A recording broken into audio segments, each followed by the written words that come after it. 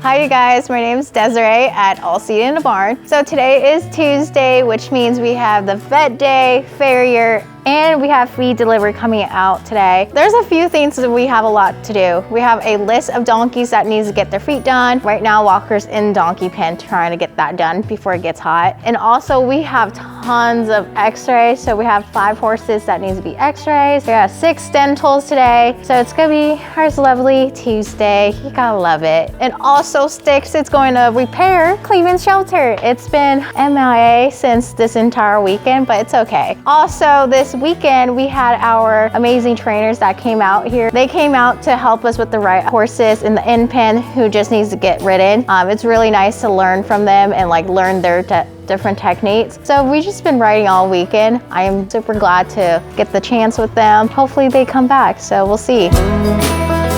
Hi, I'm Walker Reynolds. I'm the farrier out here at All Seated in the Barn. And today we were out in the donkey pen working on Ingrid. She was limping around. She was due for a trim, and I suspected an abscess. We brought some pneumatizing and wrapping materials, and we went out there, trimmed her, found an abscess. And then we went ahead and wrapped that foot, and then they're gonna go ahead and doctor it every other day until she quits limping. This horse behind me is a horse named Summer. It's my first time working on it. She was just a little tender on all 4 feet when they were riding her, so today we're just gonna put some front shoes on her, or we actually put hind shoes on her as well, and they're just gonna keep riding her and see how she does. And then like this horse, her feet are a little tender, so a lot of times I just try to hold them low as I can, and then I just make sure my shoe's flat, the foot's flat, and then when I normally put the shoe on, I'll put 2 nails in it, and then I'll set it back down, take a look at it, kind of lets the horse get a break, and then it also lets me get an eye on, hey, am I a little too full in this area, a little too tight? Sometimes I have to pull the shoe off, which there's only 2 nails in it, it's no big deal. You just pull it off, fix it, and then whenever I'm nailing it on, just try to hold it low,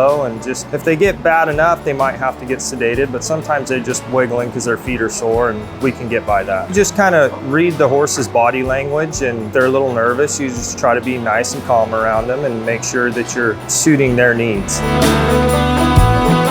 Hi everybody, my name is Madison. We set up a new toy in Felix's pen. It's supposed to be like a butt scratcher because he does like his butt scratched. So this is like it's like a stiff brush. Usually like the donkeys or the cows, they like to scratch on it because it's kind of rough. Felix likes butt scratches, so we thought he might like it. And then we're also gonna put another one in Susanna and Abeline's pen, which we just moved them over into the back. They'll probably like it more than him, I hope. Sometimes we just like to give them something extra to have in their pen just to keep them busy, make them happy. So we try and do that the best we can. Hello everyone, my name is Tiffany. I'm with All Seated in a Barn. I was just working with Silver. She's an off-the-track thoroughbred. She was in an injury while she was at the starting gate, so when you look at her face, you could see her jawbone and her cheekbone on one side concave. And so we're so lucky to have her because she is just a gentle soul. You could walk, track, can her real easy. She's soft on your hands and she will take you anywhere you want to go. So I was just working with Silver, and she will be available for adoption soon. Okay, so I was working with this horse just now named Oakley. He's a 14, 15-year-old bay gelding that we got in, and when we received him, he was only halter broke. We had to educate him to ride and handle the bit, but then he actually was pretty easy going. But he lacks a lot of experience and a lot of confidence for a horse that's 15 years old when he's out on the trail or just walking around the barn here in atmosphere. What I'm working on with him is just trying to get him to go over small obstacles, change in elevation, and he didn't really want to step up on the wooden planks. And then when I was asking him to go down and walk across the grass, he probably heard or seen the donkeys down in Donkeyville and wasn't sure of himself. I couldn't get him to go forward, but if I turn him around and he'll walk backwards, he'll find out that he'll spin around and be right where he didn't want to be to begin with. Just a technique we use here to try to help the horse gain some confidence. When they don't want to move forward, we move their feet backwards. Good morning, I'm Dr. Lucas here at All Seated in a Barn. We're working on an intake of one of the horses today. He just came in, so he's doing our regular intake on him, doing a soundness evaluation. We did see some things that were not appropriate, so we're doing some diagnostics now to get to the bottom of it, see the extent of the wounds or the damage and what we can do to treat him properly. So he got injured, and just palpating on him, we knocked a scab loose, so we just put that on there for some pressure so we can keep doing his diagnostics. So the bandage he has on right now was just for that one little skin bleeder so we could do our diagnostics. Once we're done working him up completely, then we'll get to that area. We'll scrub it up, see if we need to suture it up and that type of thing. Hey everyone, this is Sticks. This whole last of the week basically, and last week and this week, I've been working on this pin specifically. Bond's pin was supposed to be first. Cleveland decided to break his shelter, so we're redoing that. I'm solo right now doing this, so it's taking longer. And all these posts have concrete inside this concrete, so I gotta cut the concrete out to be able to pull the post out. Hopefully have this done by Friday.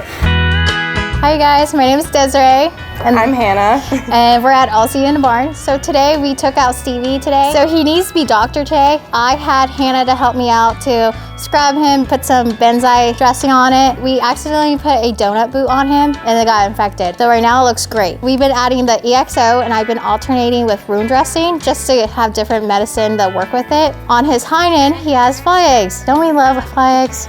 I don't. So I've been popping it and then cleaning it all around it. I've been putting room dressing on it. Normally you put IBH cream. It's protect the flies not get in it and lay eggs in it. And then I just cover the crap out of silver spray. So silver spray is like a bandage. It's like a band-aid, so you don't get anything inside. And then he also has shoe boils on their elbows. So it's like thick. When we first saw it, it was massive. I haven't found the photo yet, but it was really huge. And I've just been doing a lot of hot mix just to get the swelling down, and it looks way great. This is Harvey. I'm not sure his age, but I think he's in his 20s. He was used as a cart horse for the Amish. We've had him since January of this year. He was very shut down when he got here. He wouldn't look at you. He wouldn't let you touch his face. He's very head shy. He would turn his head or he would walk away. It took him a while to warm up to people. He likes the attention, but he's still a little bit on the shy side. So he will walk away from you if you're trying to catch him for a minute, before he gives in. But he does love attention and he's very sweet. He doesn't have a mean bone in his body, do you?